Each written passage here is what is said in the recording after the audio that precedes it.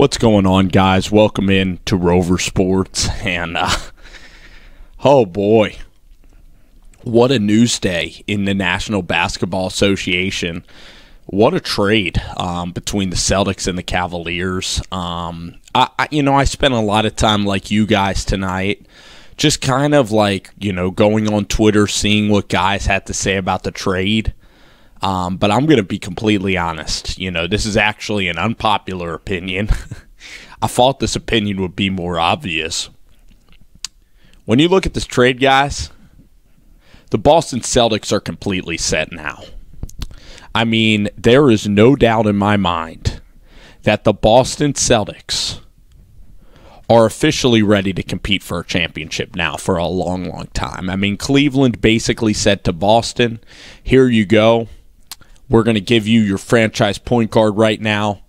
And Kyrie Irving, this guy is a top 10 player in this league. I think a top 3 point guard in the NBA. You look at Steph Curry. I have him ahead of Chris Paul.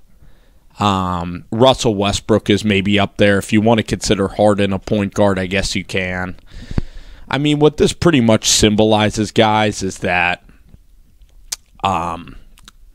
basically, Kyrie Irving is fantastic. I mean, the way he can drive to the rim, he can finish at all times, his defense when he tries, he's just a special, special talent. Like, out of Duke, he got hurt a lot, and I essentially fought Kyrie Irving when he came out of Duke, like, what do people see in this kid? Because he was hurt all the time. Kyrie Irving is absolutely a superstar. Like, this guy can finish at the rim, make ridiculous plays. I mean, if you watch Game 3 and Game 4 of the finals, if you saw Kyrie Irving at all, go against the Warriors, and, he pretty much led Cleveland to, 3 straight titles, with LeBron James. And many people are going to say, Kyrie bailed on LeBron. Kyrie don't like him because he, had this feud with LeBron James. Like, who really... Kyrie can do whatever the heck he wants. But, you know what's so interesting about this, guys, is that... the Boston, they weren't going to pay Isiah Thomas $100 million or whatever. And frankly, I feel for the team that's going to make that mistake.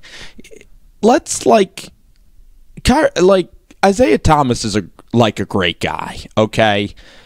Chip on his shoulder, Hollywood story, 5'9", mystery relevant of the NBA draft.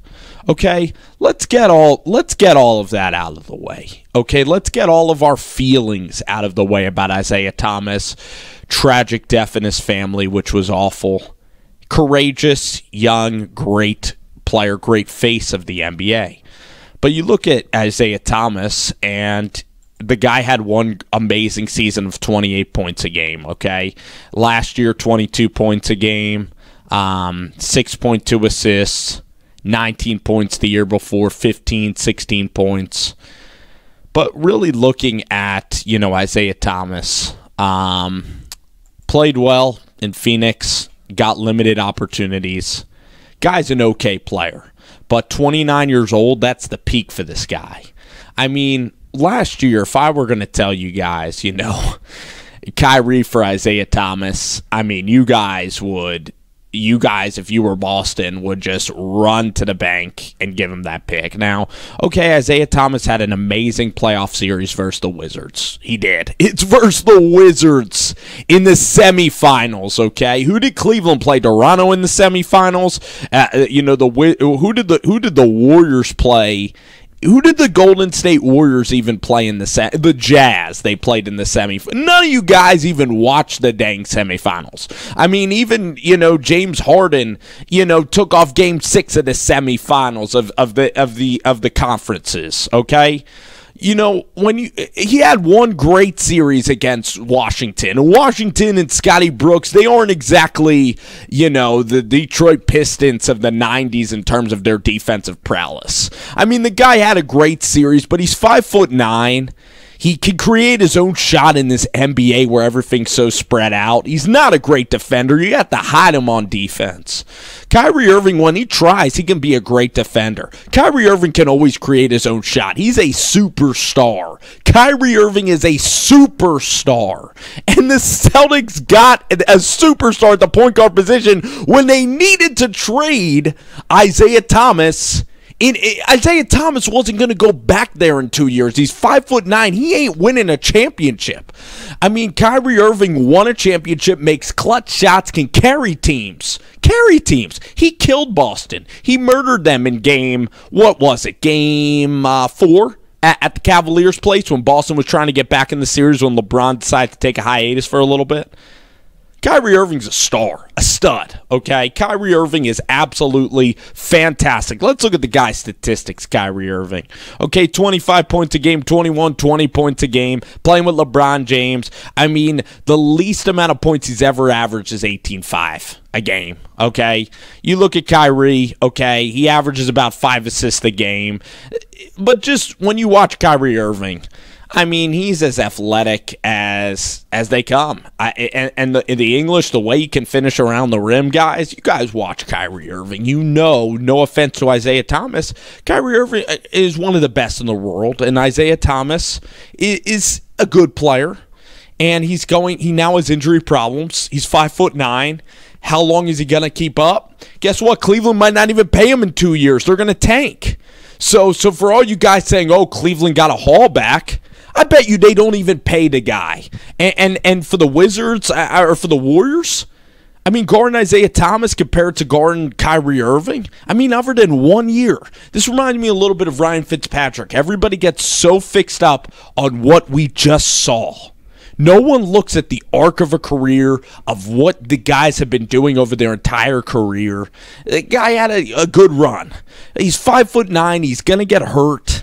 I don't want to see him get hurt, but he has, he's had issues, lingering issues. You can't ignore that.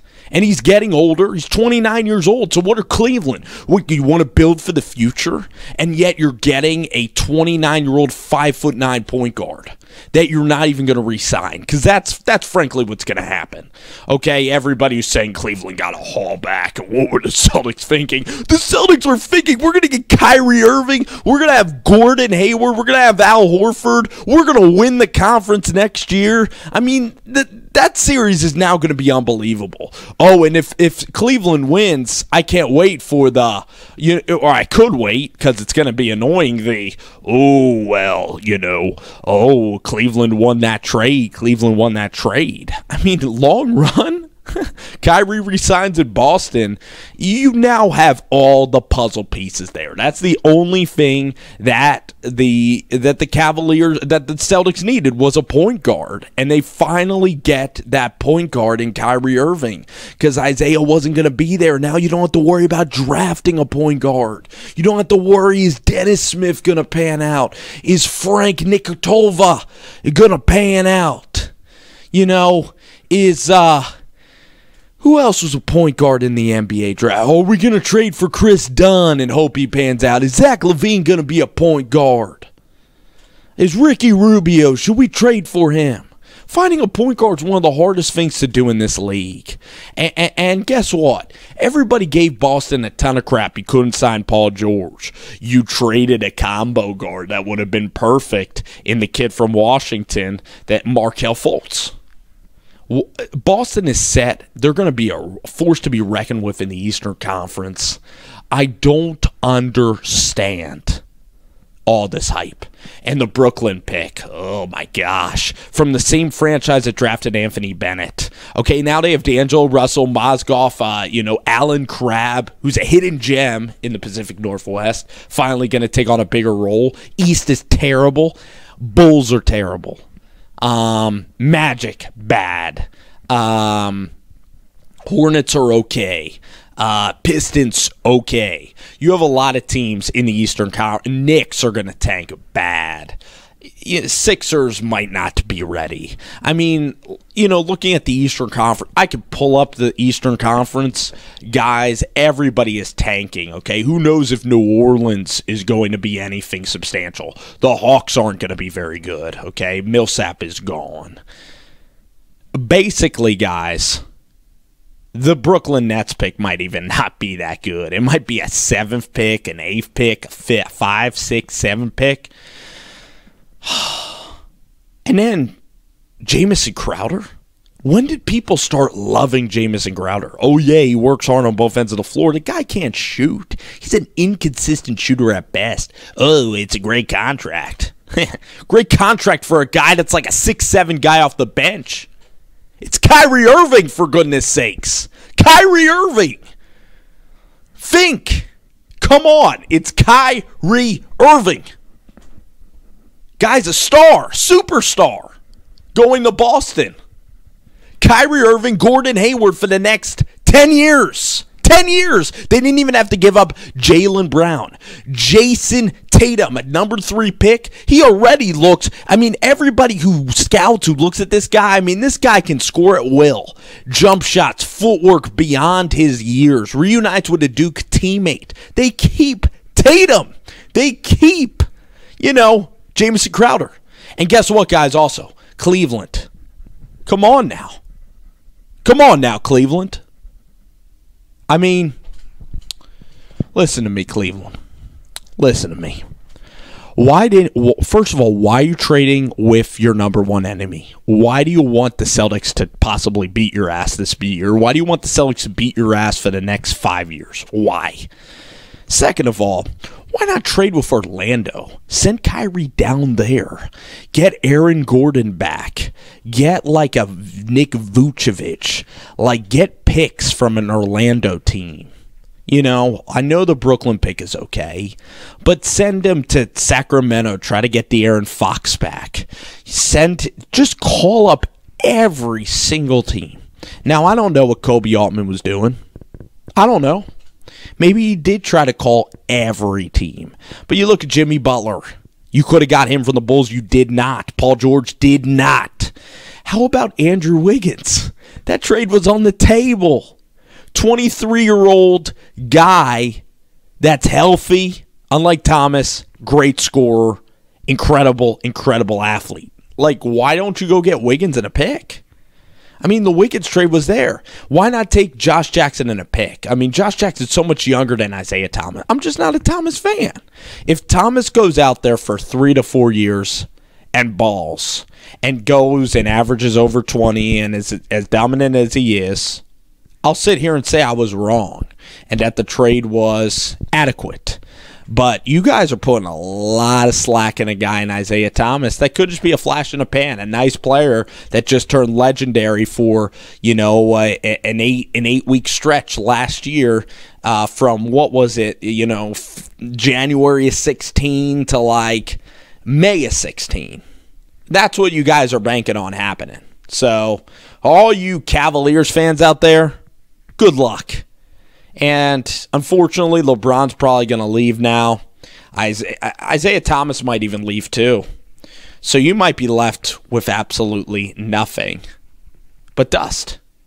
You might be left with Jamison Crowder and then a pick next year. So it's a tough situation for you guys, but I wish your GM would have handled it better if I were you guys.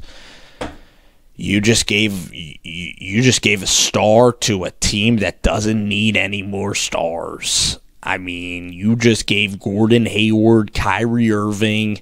You gave Brad Stevens now. You just unlock this code in the Eastern Conference. Boston Celtics are going to dominate this conference now. It sucks for Sixers fans. It sucks for a lot of people. And I'm surprised, Cleveland got a haul back. A haul back. Interesting. Feel free to disagree. Feel free. That's what sports talk is for. But that's just my take on the matter. Both teams did well. Okay. We'll see. Maybe this year, Thomas will stay healthy. Who knows? And then you really think the Cavs and the new general manager wants to pony up a lot of money for Isiah Thomas, okay. Be my guest. Alrighty, guys. Trubisky videos coming out. Kaiser and Trubisky coming soon. Got a show tomorrow night. We'll see y'all. All right.